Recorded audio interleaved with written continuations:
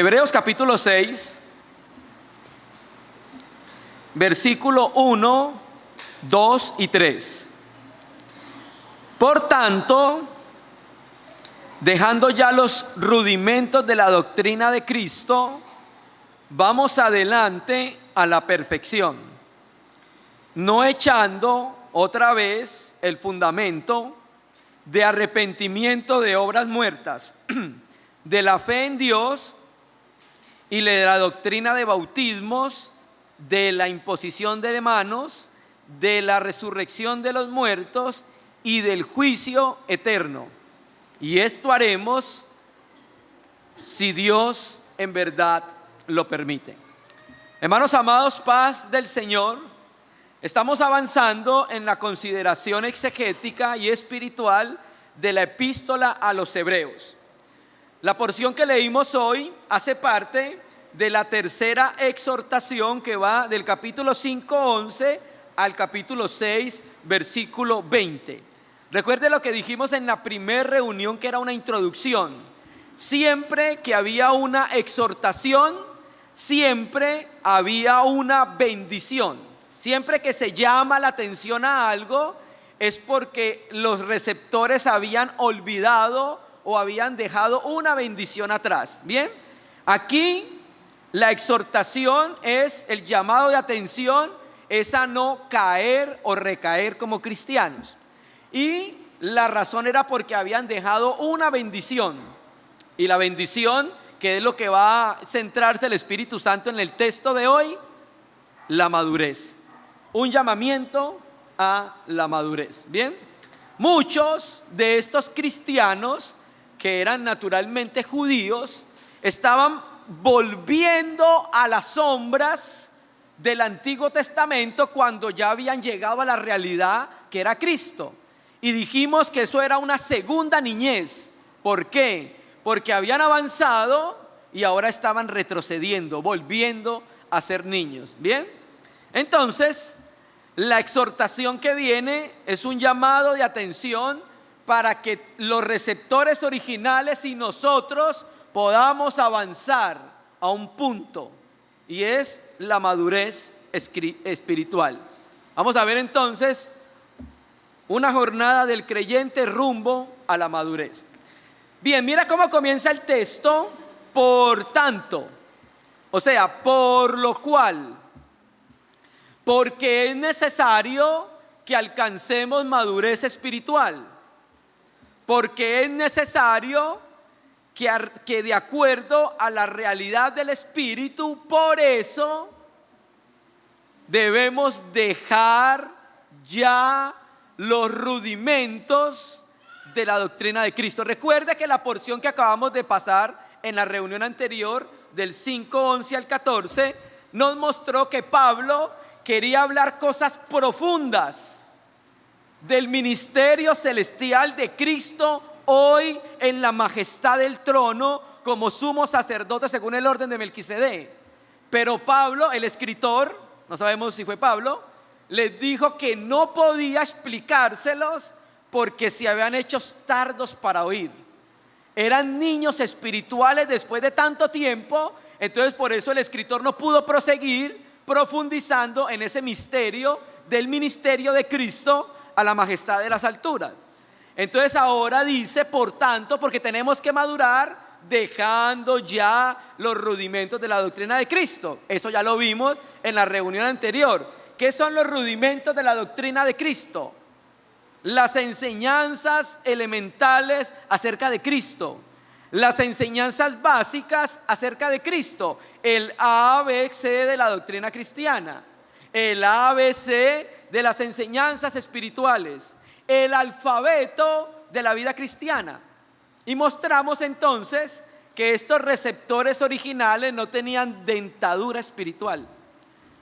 Al no tener dentadura espiritual, solo podían tomar lechecita.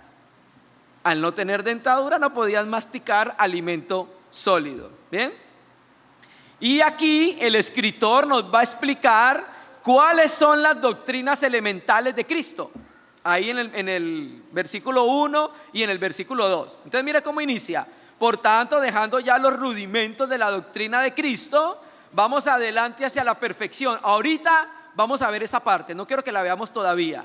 Quiero que veamos la siguiente parte, no echando otra vez el fundamento. Y quiero que nos enfaticemos. Dejando los rudimentos de la doctrina de Cristo, no echando otra vez el fundamento. ¿Bien? Y aquí Pablo está entonces utilizando la figura de la construcción, la metáfora de la construcción. Cuando nosotros comenzamos a construir una casa, usted no solamente puede echar los cimientos, ¿o sí? ¿Qué tal una casa donde solo tenga cimientos? ¿Quién vive en ella? El fundamento es importante porque es la base del edificio, pero usted no tiene que estar echando constantemente los cimientos si quiere construir la casa. Después de haber puesto el fundamento, hay que empezar ¿qué? A levantar el edificio, la construcción. ¿Bien? Entonces lo que le está diciendo el escritor a los receptores originales es: no puede ser que tengamos que comenzar otra vez de nuevo con ustedes con las cosas elementales de Cristo. No puede ser. ¿Bien? Y entonces el escritor, el Espíritu Santo, va a mostrar rápidamente esos cimientos y fundamentos de la vida cristiana. Porque mire, hermanos, en el avance de la fe cristiana no necesitamos volver a colocar los fundamentos. Se espera que usted es un cristiano de 20 años. No se espera que yo tenga que volver a predicarle que se arrepienta para salvación, ¿o sí? ¿Qué tal eso? ¿Ah? Hernández Díaz López, en su comentario a la epístola a los Hebreos, dice que el autor presenta 3 pares de 2, porque son 6. 3 pares de 2, los primeros 2, el 3 y el 4, y el 5 y el 6. Y dice que en esos 3 pares de 2 se destacan las 2 doctrinas por las cuales todavía estaban luchando los receptores originales de la epístola. Bien, el primer par, ahí lo vamos a mirar, es arrepentimiento de obras muertas y fe. Primer par, ¿listo? En ese primer par se trata de la salvación, que es el inicio de la vida cristiana. Segundo par, doctrina de bautizos e imposición de manos, habla de ordenanzas. Bien. Tercer par es resurrección de los muertos y juicio eterno, habla del estado final. Bien. Y mire que cuando uno mira los pares, cada par parece que habla que uno inicia en algo. Bien, en el primer punto de cada par, en el primer punto de cada par hace una referencia de salir. Por ejemplo, si usted se arrepiente, ¿qué significa eso? Que se sale de la condenación del infierno. Pero si usted tiene fe en Dios, ¿qué significa? Que ingresa a la familia de Dios. Entonces generalmente los 3 pares están de ingreso, están de salida y están de ingreso. Salida de algo negativo y entrada a algo positivo. ¿Usted cree que arrepentirse es algo bueno? Pues claro, a través del arrepentimiento el Señor nos salva. Bien. Entonces, primer par, vamos a verlo muy rápido. Arrepentimiento de obras muertas y fe en Dios. En la Biblia, el arrepentimiento y la fe son 2 caras de la misma moneda. Donde hay arrepentimiento, hay fe. Bien. Arrepentimiento significa salir de las obras muertas. Las obras que todos hacíamos antes de ser de Cristo eran obras muertas. Bien. Por eso tuvimos que arrepentirnos de esas obras muertas. Bien. Y mire que el arrepentimiento era el mensaje fundamental para el pecador en el Antiguo Testamento y en el Nuevo Testamento. Cuando se escuchaba el mensaje del Evangelio y el Espíritu Santo tocaba a la persona y ésta cedía, la persona se arrepentía, cambiaba de mentalidad en cuanto a su vida pecaminosa y en cuanto a Dios, hermanos. Y ese arrepentimiento afectaba sus emociones, su mente y su voluntad. Bien. 1. Dos, cuando usted se arrepiente, ahora viene algo lo positivo, y es que entra en Dios. ¿Y eso se hace a través de qué? Fe en Dios. Una fe que mira a Dios. Este es el inicio de la vida cristiana. El Señor Jesucristo lo dijo así: arrepentíos y creed, que es fe, lo mismo. Bien, entonces la fe nos lleva a creer en Dios y nos introduce a la salvación por gracia, que es lo básico de la vida cristiana. Entonces nosotros no tenemos que volver a echarle el fundamento a un cristiano, ¿o sí? Si tenemos que volver a echarle el fundamento es porque no era creyente y necesita arrepentirse y necesita tener fe en Dios. Bien. Segundo par, de la doctrina de bautismos y la imposición de manos. Cuando una persona es bautizada públicamente, esta persona está dando testimonio al mundo físico, al mundo invisible, que se ha unido a Cristo y que ha terminado su relación y se separó ¿con quién? Con el mundo, hermanos. Bien, esta palabra bautismos que aparece acá es la misma palabra que aparece en Hebreos más adelante en el 9 como lavamientos, y en Marcos 7 se traduce lavamientos, que hace referencia al lavamiento de los utensilios que utilizaban en el templo y se utilizaban en el tabernáculo, también al lavamiento de los sacerdotes. Entonces, lavamiento significa limpiarnos de cosas pecaminosas. Lavamiento y bautizo significa limpiarnos de cosas pecaminosas y separarnos de ellos. Bien, ahora viene el otro aspecto del segundo par, y es imposición de manos. Bien, la imposición de manos. En la Biblia generalmente la imposición de manos significaba identificación. Generalmente, claro, hay varios textos que hablan más aspectos de la imposición de manos, pero en general la imposición de manos hace referencia a identificación y comunión. Entonces, cuando usted mira la Biblia y repasa la imposición de manos, por ejemplo, Pedro y Juan impusieron la mano a los samaritanos y recibieron el Espíritu Santo. Pablo le impuso las manos a los 12 discípulos que se creen que era de Juan el Bautista y recibieron el Espíritu Santo. Cuando se nombraron los diáconos, se impusieron las manos, Hechos capítulo 6. Bien. En Hechos 13 se le impusieron las manos para enviar a los obreros a la obra apostólica, Pablo y Bernabé. En 1 Timoteo, capítulo 4, y en 2 Timoteo 1, habla de la imposición de manos a Timoteo para el ministerio que iba a cumplir. Incluso en Hechos 28 se habla de la imposición de manos de Pablo sobre los enfermos. Y cuando uno mira el Antiguo Testamento, al Cordero se le imponía las manos, confesándose los pecados, y había una identificación.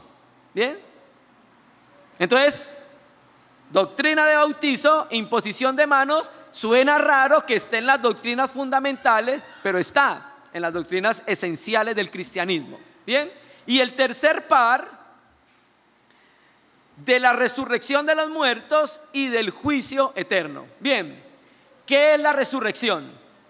La resurrección es la vida que pasa por la muerte y sale de ella. Eso es lo que es la resurrección. Bien. Y resurrección de los muertos y juicio del último tiempo están muy relacionados. ¿Por qué? Porque en el juicio del trono blanco, los que no creyeron en Jesucristo van a ser juzgados cuando resuciten. Apocalipsis capítulo 20, hermano. ¿Bien? Cuando una persona cree que Jesús es el Cristo, el Hijo del Dios viviente, o sea, cree en el Evangelio, cree que Cristo resucitó, pero también cree que Él resucitó juntamente con Cristo, que es una doctrina esencial y fundamental en la fe cristiana. Bien, y esta enseñanza tiene que ver con el juicio eterno. ¿Por qué? Porque cuando venga Cristo nos va a resucitar a los cristianos y estaremos en el tribunal de Cristo, pero cuando pase el milenio va a resucitar a los que no creyeron y los va a juzgar en el juicio del trono blanco. Y ahí va a ser el juicio eterno para los que no creyeron. El infierno, lago de azufre y fuego, la gehenna, está lleno de personas que rechazaron el amor de Dios. No es más, no es menos. ¿Listo? Y termina con el juicio eterno. Habrá un juicio para los que no creen en el evangelio. Para los que creemos, para los que hemos creído en el Señor, no vamos a ir a juicio o no vamos a ir a condenación, porque Cristo pagó el precio por nuestra salvación. Más bien, cuando se dé el juicio eterno, será nuestra entrada ¿a dónde? Al estado eterno, nuevos cielos y nueva tierra. Porque eso será lo último que Dios va a hacer. Va a juzgar a los que no creyeron, tirará a la muerte y el Hades al lago de azufre y fuego y dará paso a la nueva tierra. Qué precioso. Y ahí entonces el juicio eterno para nosotros es el inicio y el ingreso ¿a qué? A la eternidad, al estado eterno. Qué maravilla. ¿Bien? Ahora, ¿nos hemos arrepentido los que estamos acá? Sí. ¿Hemos tenido fe en Dios? Sí. ¿Fuimos bautizados e identificados con Cristo? ¿Y estamos seguros que en el futuro habrá una resurrección? Por supuesto. Entonces, el escritor está enseñándole a los receptores originales que estas palabras tienen que ayudarlo para avanzar en la fe a la palabra de justicia.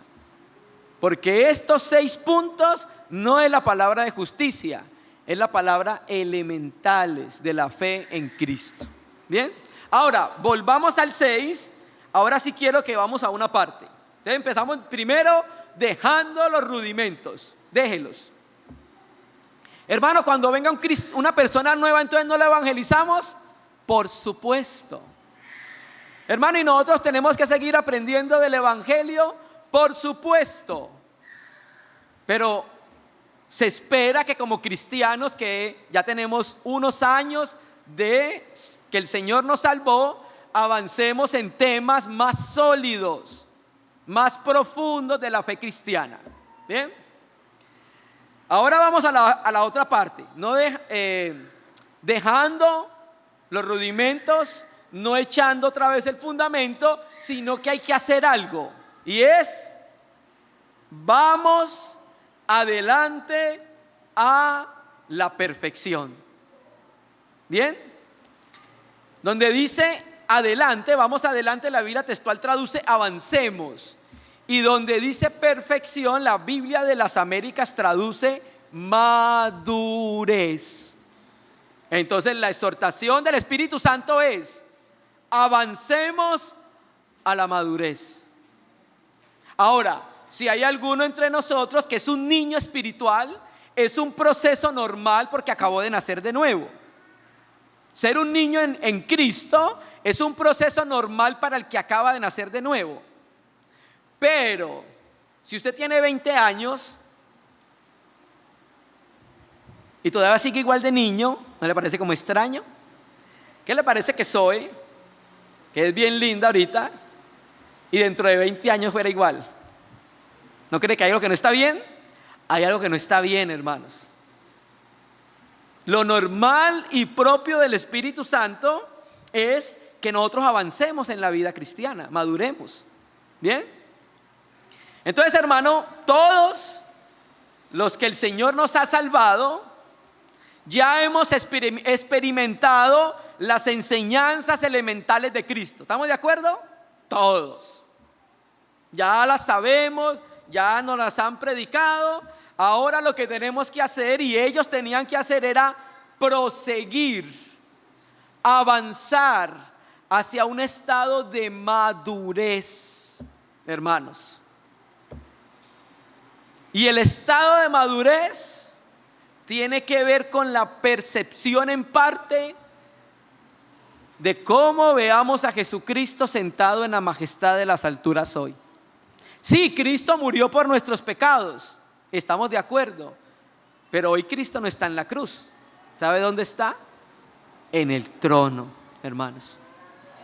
Y tenemos que conocer a Cristo en el trono también. Bien, vamos adelante. Bien, llamo la atención a la palabra vamos. ¿Sabe ahí? Vamos. Esa palabra, su forma verbal es pasivo. Traduce literalmente estemos siendo llevados. O sea, dejémonos llevar hacia adelante. O sea, ¿qué trata de decir? Que Dios es el que está obrando, energizándonos para que avancemos en la vida cristiana hacia la madurez. ¿Y sabe por qué han pasado los años y no hemos avanzado? Porque no es culpa de Dios, es culpa de nosotros. Porque Él está operando lo necesario, dándonos los recursos divinos necesarios para que dejemos el infantilismo espiritual y avancemos en la fe. Por eso está en voz pasiva. Quiere decir que hace alguien hace la acción sobre la persona. Avancemos porque Dios está trabajando para no dejarnos siendo niños espirituales. Avancemos ¿hacia dónde? Hacia la perfección. Vea, llama la atención a esta palabra. Esta palabra es muy importante en lo que estamos considerando. En el griego clásico, Pitágoras, que era un filósofo, dividió a sus alumnos en aprendices y en maduros. Esa palabra maduros en el griego clásico era esta palabra que estamos leyendo acá de perfección. Y Filón dividió a sus alumnos en 3 clases: los principiantes, los que están progresando, y los últimos son los teleiomenoi, que es la palabra griega teleiotes, los que comienzan a alcanzar madurez. Entonces, hermanos, ¿qué es la madurez? Uno, nosotros nos damos cuenta que un cristiano ha madurado porque deja de ser niño. Ay, sí, hermano, qué descubrimiento, sí. Una de las características del cristiano maduro, ¿sabe qué es? No es individualista.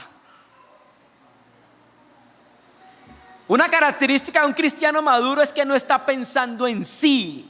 El cristiano inmaduro siempre piensa en sí. Por eso no avanza, por eso no crece, por eso no se perfecciona, porque siempre está pensando en él mismo. Yo estuviera en la reunión si hubiera otro ventilador más, porque hace mucho calor. ¿Qué es eso? ¿Sabe qué? Pensando en sí mismo. Y por pensar en sí mismo no avanza en la fe cristiana, hermanos. 2, una característica de un cristiano maduro es que está creciendo en el conocimiento de Cristo. Pero escúcheme, el conocimiento de Cristo es algo más que intelectual, hermano. Yo me puedo meter mucha Biblia aquí,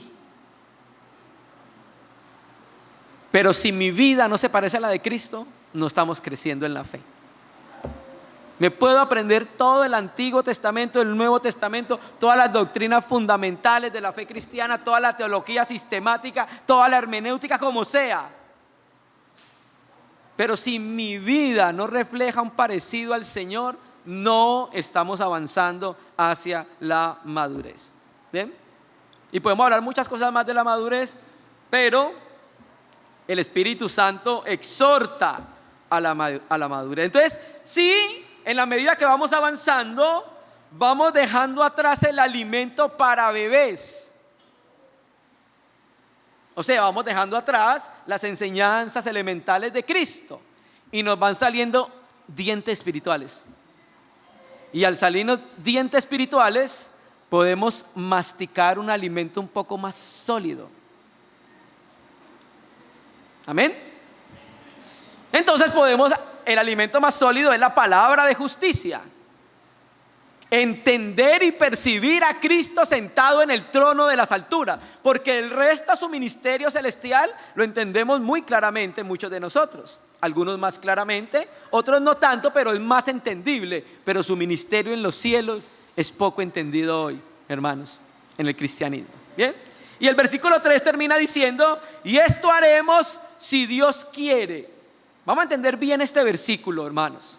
Bien, el factor que limitaba el crecimiento de la fe de los hebreos no venía de parte de Dios.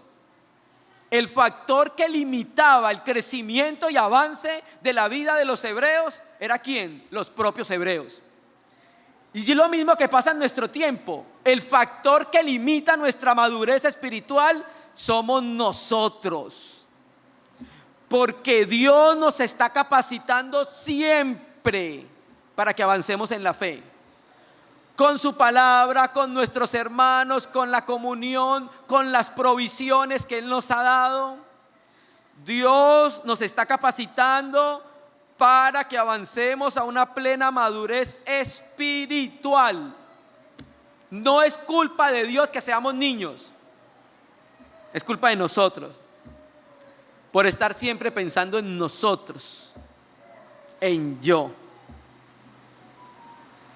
Bien, entonces esos son los rudimentos de la fe. Muy rápido, porque quiero que nos centremos en el versículo 4, 5 y 6. Bien, la porción que vamos a leer ahora es quizás una de las porciones más difíciles de interpretar, porque el texto, si no se lee bien, da a entender que el cristiano puede perder su salvación. Texto conflictivo que vamos a leer, el 4, el 5 y sobre todo el versículo 6. Bien, hay varias escuelas interpretativas de esta porción del 4 al 6. Bien, hay una escuela interpretativa que es la arminiana, que es la corriente pentecostal. Dice que se trata de salvos que perdieron su salvación. Primera escuela. Segunda escuela dice: esos no eran cristianos, tenían la apariencia de ser cristianos, eran meramente cristianos nominales, pero no eran nacidos de nuevo. Bien, y otra forma de interpretarlo, una tercera escuela, es que estos versículos 6, 4 al 6 se trata de creyentes genuinos a quienes se les llama la atención a que progresen a la fe. Bien, miren lo que dice Samuel Pérez Millo. El autor podría estar tratando de responder a la inquietud de algunos creyentes en relación con un posible retorno del cristianismo al judaísmo, lo que generaba la pregunta de que si en tal circunstancia los que incurriesen en ello perderían su salvación. Bien, entonces aquí los eruditos intérpretes del cristianismo no se han puesto de acuerdo en si son cristianos o no son cristianos, en que si se pierde la salvación y que no se pierde la salvación. ¿Bien? Usted lee hombres como por ejemplo Hernández Díaz López, dice que no son cristianos. Usted lee hombres eruditos como Samuel Pérez Millo, dice que sí son cristianos. Usted lee hombres como Warren, dice que sí son. Usted lee hombres como Francisco Lacueva y dice que no son. Entonces, entre ellos mismos no se han puesto de acuerdo. Bien, y Samuel Pérez Millo termina diciendo que la línea interpretativa que está en consonancia con toda la epístola es que se trata de creyentes genuinos a quienes se les exhorta a progresar hacia la madurez, porque se trata de un escrito para cristianos. Ahora, nosotros vamos a presentar esa propuesta. Puede que haya algún hermano que diga que no eran cristianos. Nos podemos charlar un ratico después. ¿Listo? Bien, estos creyentes hebreos que por causa de la persecución y el sufrimiento estaban en peligro latente de regresar al judaísmo para evitar la persecución, porque en ese tiempo se perseguía más era a los cristianos que a los judíos. Bien, entonces claro, si ellos hacían eso, volvían otra vez al judaísmo estaban en el peligro, escúchenme, de caer bajo el juicio y la disciplina de Dios. ¿Por qué cree que el capítulo 12 habla de la disciplina? ¿Bien? Vamos a ver 5 características de los que no pueden ser renovados para arrepentimiento. Vamos a leer 4 al 6. Dice: porque es imposible que los que una vez fueron iluminados y gustaron del don celestial y fueron hechos partícipes del Espíritu Santo, y asimismo gustaron de la buena palabra de Dios y de los poderes venideros. Bien, vamos a quedarnos ahí.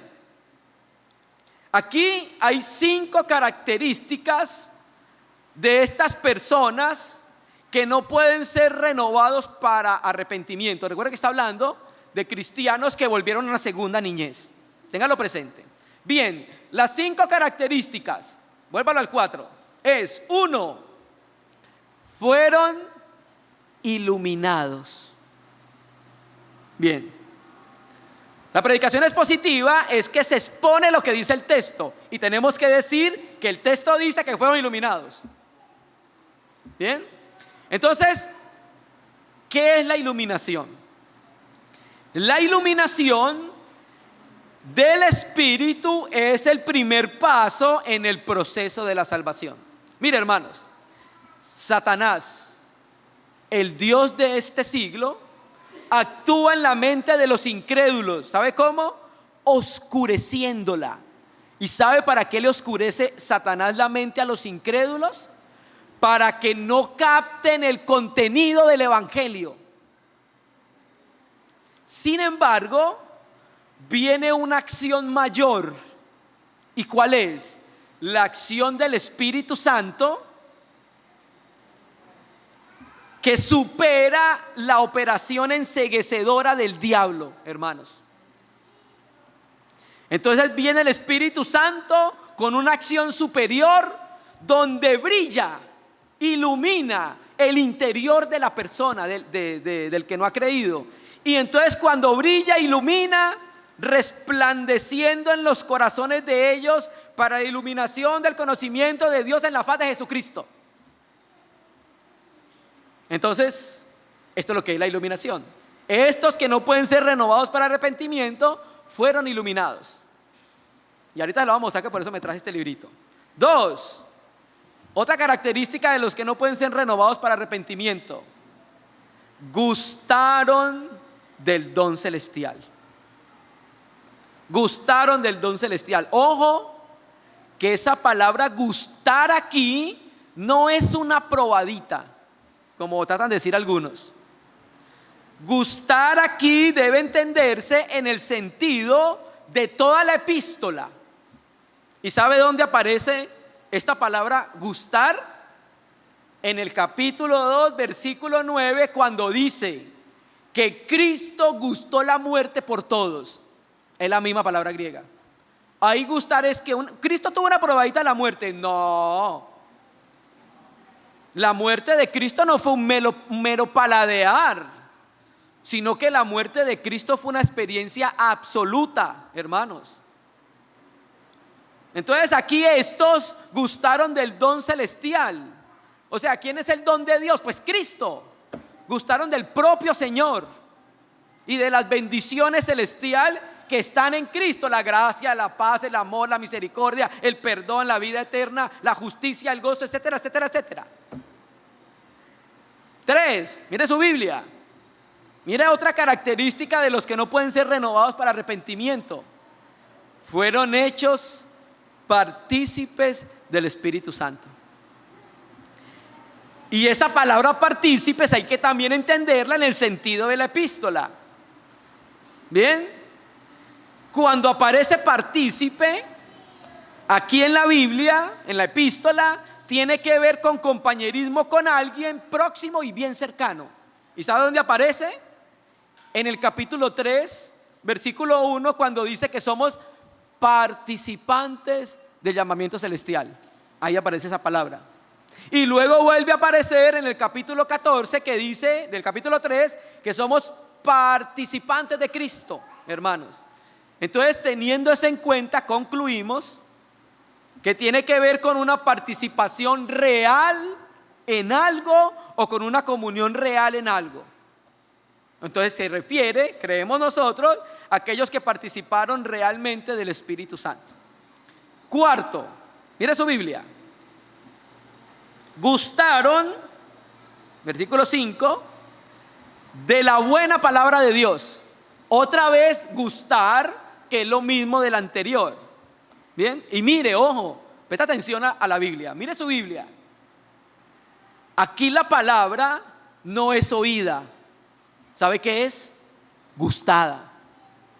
No es solamente oída. Aquí la palabra es gustada. O sea, quiere decir que está incorporada en el interior del cristiano, hermanos. Como si fuera un alimento. Hermano, y esto se produce solo por la conversión verdadera, cuando la palabra de Dios es implantada en el interior de un cristiano. Santiago, Jacobo 1:21. ¿Bien? Entonces Jacobo, cuando habla de eso, la palabra que fue implantada en vosotros, esa palabra implantada equivale a crecer adentro, nacer adentro. O sea que la palabra no solamente fue oída, sino que fue gustada. Y 5, tenemos que aplicarle el mismo gustaron a los poderes del siglo venidero, porque está condicionado. Gustaron la buena palabra y gustaron los poderes del siglo venidero. Hace referencia a las obras poderosas y milagrosas realizadas por el Espíritu Santo, que tiene que ver con el reino venidero. ¿Bien? Y Cristo habló de ese poder del siglo venidero, hermanos. Entonces debe entenderse que la única persona que gusta de los poderes venideros es aquel que tiene el Espíritu Santo. El que no tenga el Espíritu Santo no puede gustar de los poderes del siglo venidero. Bien, ahora llamo la atención a algo. Volvamos al versículo 4. 1, fueron, ¿lo ve ahí? Fueron iluminados, esa palabra, ese verbo fueron. 2, gustaron, ¿lo ve ahí? 3, hechos partícipes, ¿lo ve ahí? 4, gustaron de la buena palabra, ¿lo ve ahí? Bien, y se sobreentiende el gustaron del 5. Todos estos verbos, todos, hechos partícipes, gustaron, iluminados, fueron iluminados, gustaron de la buena palabra. Todos estos verbos están en forma verbal de aoristo. Bien, traje a don Evis Carballosa, uno de los buenos gramatólogos de nuestro tiempo, en un comentario de Mateo, donde él explica qué significa cuando un verbo está en forma verbal de aoristo. Dice: el tiempo aoristo señala un acto histórico puntual. ¿Qué quiere decir? Que sí o sí fueron iluminados, sí o sí gustaron de la buena palabra, sí o sí gustaron del poder del siglo venidero, sí o sí gustaron de los poderes del siglo venidero, y sí o sí fueron hechos participantes del Espíritu Santo. Eso es una evidencia muy fuerte, que no era algo que pasó de probadita en la vida de estas personas, sino que lo gustaron. Bien, ahora viene el problema. Capítulo 6, versículo 6. Ese es el gran problema de esta porción.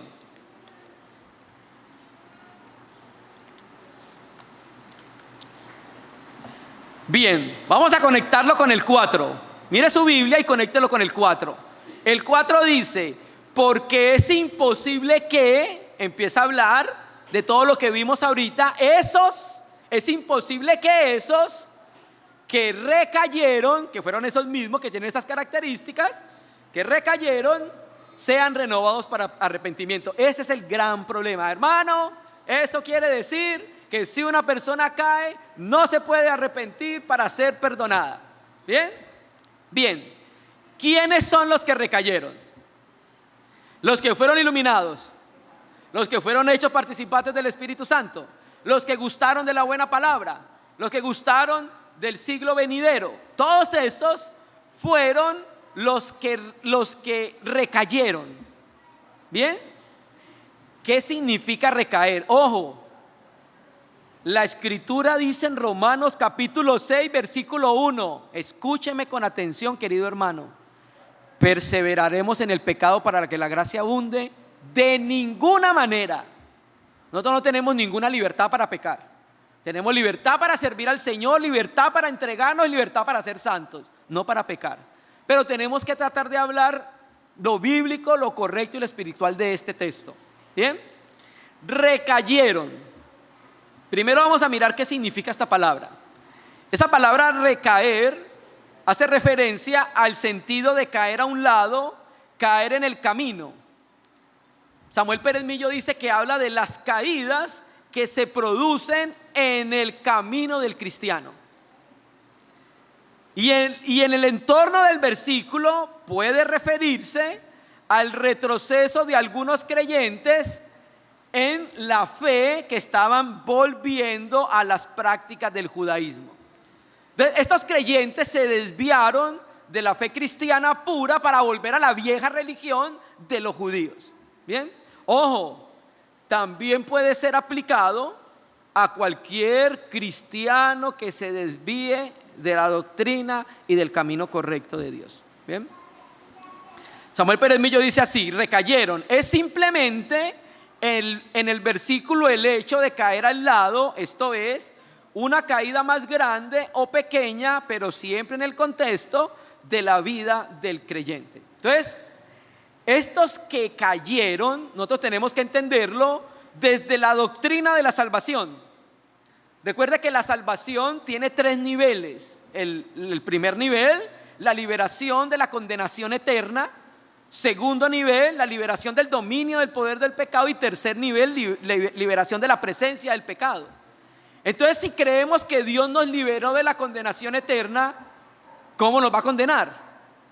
¿O cómo no nos va a dar la oportunidad de que nos arrepintamos cuando nosotros pecamos? Bien, entonces, estos que recayeron, aunque recayeron, van a sufrir cierto castigo, porque eso lo dice más adelante. Bien, y estos que recayeron entran en una imposibilidad, porque es imposible que los que recayeron, bien, que es imposible para ellos, el problema, sean renovados otra vez para arrepentimiento. Bien, ¿qué significa en el versículo la frase sean renovados para arrepentimiento?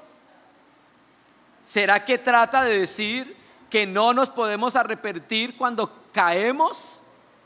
Bien, bueno, hermanos, recuerde que estamos hablando de los fundamentos de la fe, ¿recuerda? Y uno de los fundamentos de la fe, ¿cuál es? Arrepentimiento de obras muertas. Entonces, hermano, mira, lo que significa el texto es que cuando usted peca como cristiano, que todos pecamos, pero no queremos, nos ponemos tristes cuando pecamos, entristecemos al Espíritu Santo cuando pecamos, aborrecemos pecar, estamos queriendo que Cristo venga rápido y nos transforme. Bien, pero cuando nosotros pecamos, escúcheme, yo no tengo que volver a arrepentirme para salvarme. ¿Lo entiende? Eso es lo que significa eso. No se pueden ser renovados para arrepentimiento. La Biblia, cuando usted la lee, ¿qué le manda al cristiano a hacer cuando peca? Arrepiéntase. Pero su arrepentimiento no es para que Dios lo vuelva a salvar, ¿o sí?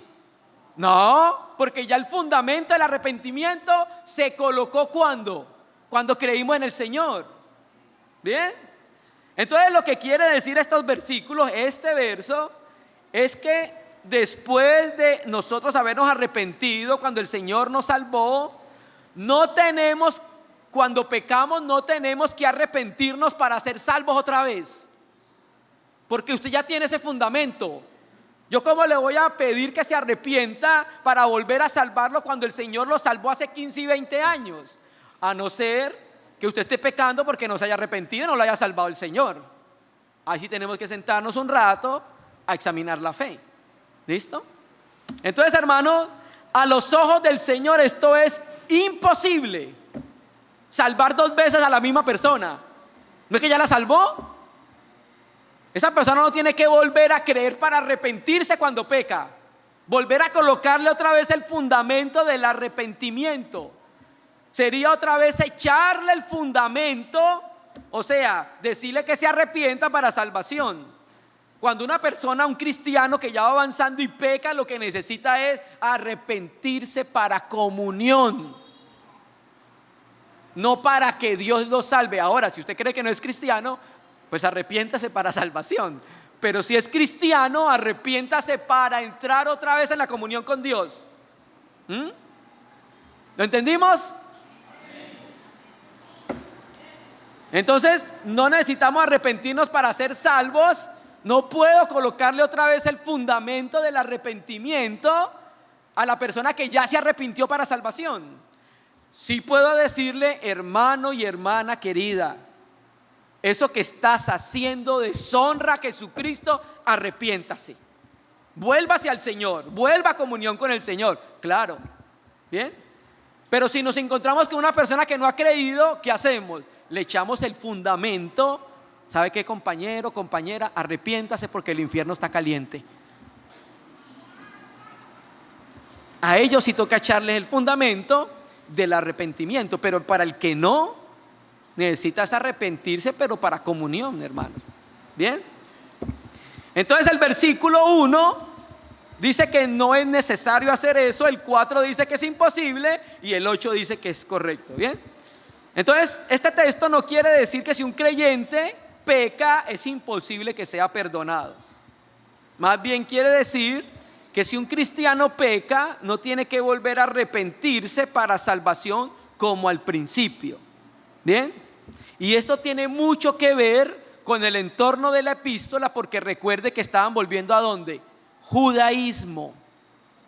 Y tiene que ver con sacrificio de corderos y de animales. ¿Bien? Entonces a los ojos de Dios esto es imposible, porque es imposible.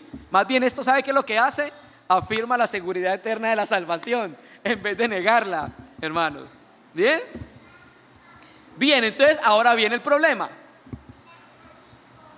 Estos que fueron iluminados, gustaron el don celestial, fueron participantes de la palabra, bien, es imposible que sean renovados para arrepentimiento. Y mire la frase: crucificando de nuevo para sí mismos al Hijo de Dios, exponiéndole al vituperio. Mire qué es lo que pasa.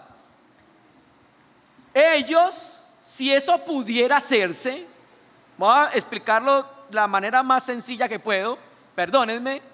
Si eso se pudiera hacer, si un cristiano se pudiera volver a arrepentir para volverlo a salvar, quiere decir que Cristo tendría que volver a ser crucificado por él.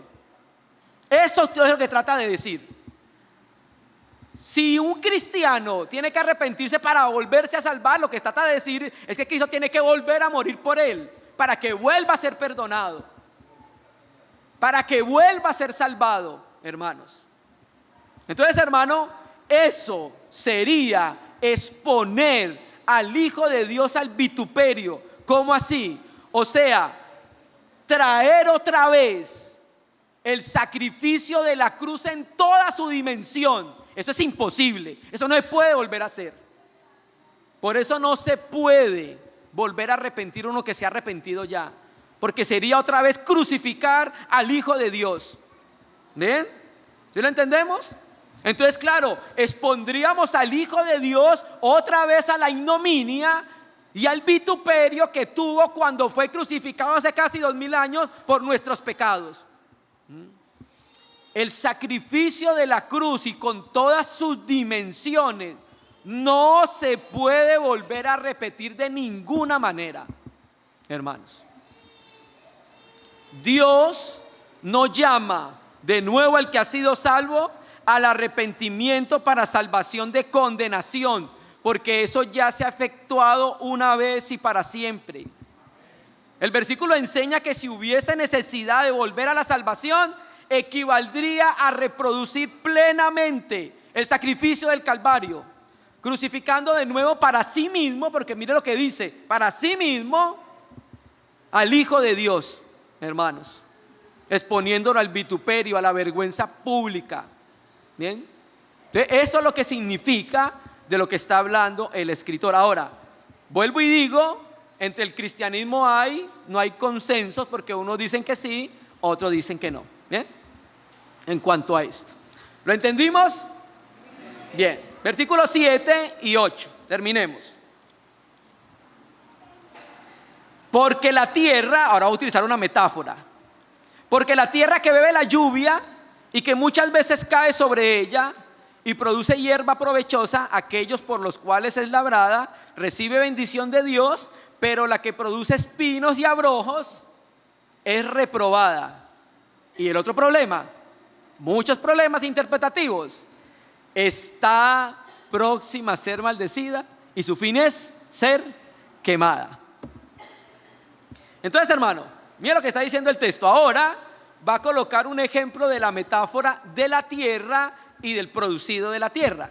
Bien, habla de un producido que es provechoso, que es la hierba, pero habla de otro producido que no es provechoso, que es ¿qué? Los espinos y los abrojos. Entonces, el Espíritu Santo está trabajando, la tierra somos nosotros. ¿Estamos de acuerdo? Porque la Biblia nos compara con el huerto de Dios.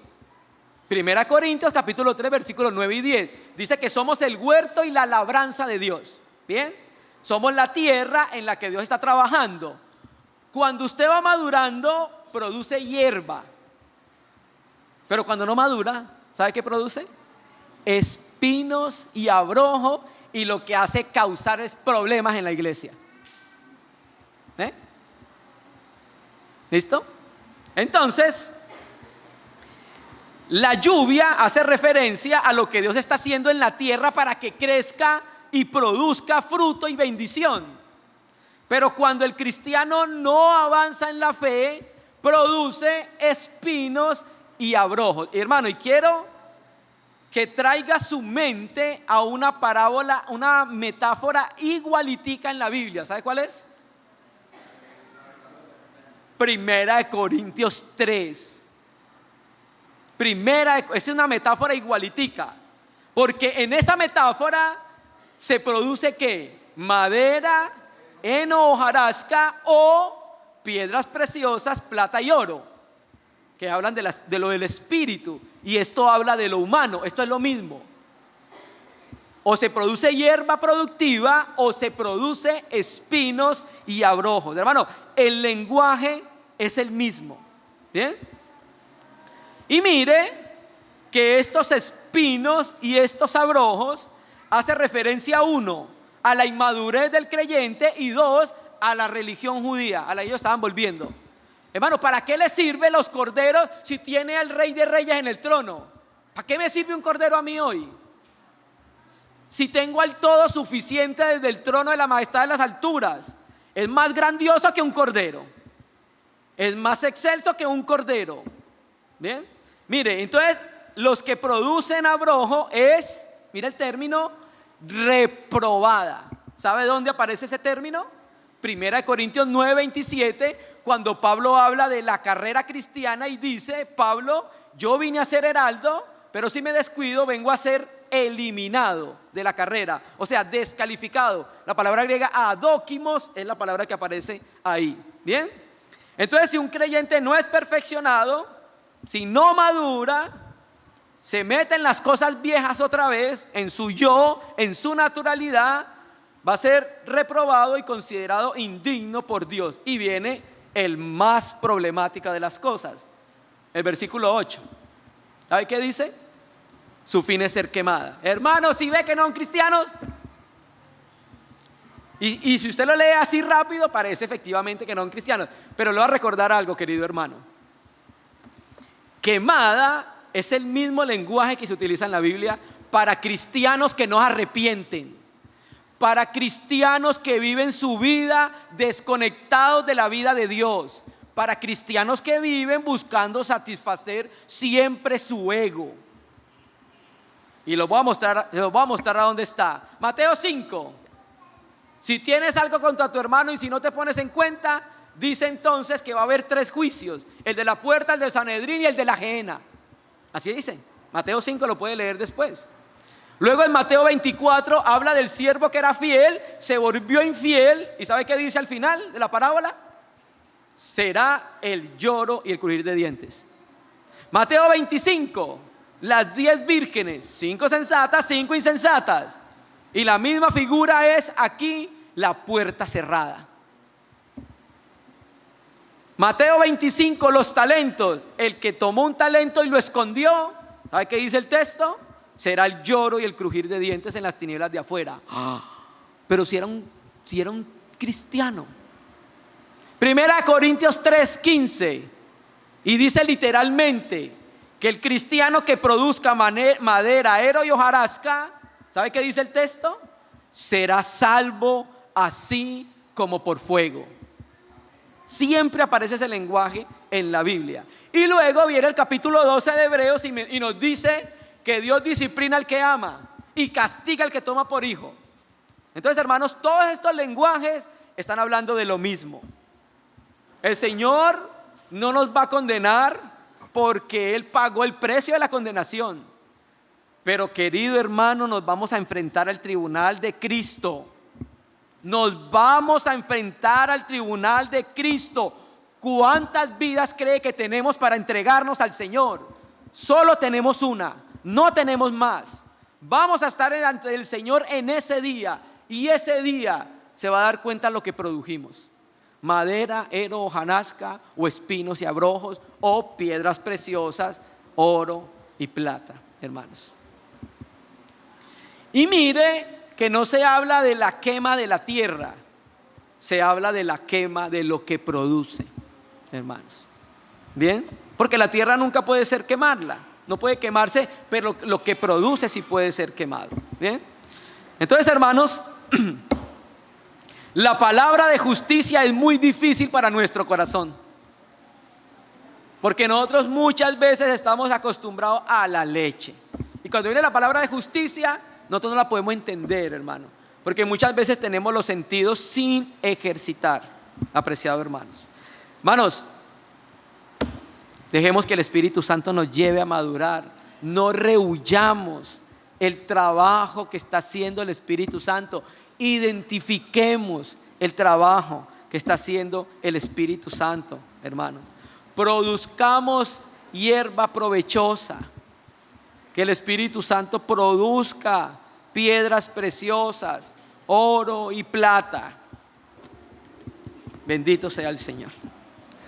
Soberano Padre, te damos gracias por acercarnos a tu palabra. Te pedimos que nos ayudes a hablar con verdad de ella misma, Señor. Te pedimos perdón porque hemos sido un estorbo para que tú nos lleves a madurar, Señor. La verdad, no queremos quedarnos en este grado de infantilidad, Señor. Queremos entenderte y comprenderte. Queremos honrarte a ti, Señor. Y queremos que tu obra sea conocida a través de la predicación, Señor. Te damos gracias por concedernos estar juntos, considerando tu palabra. Ilumínala en nuestro corazón y santifícanos con ella, Padre. En el nombre de Jesús.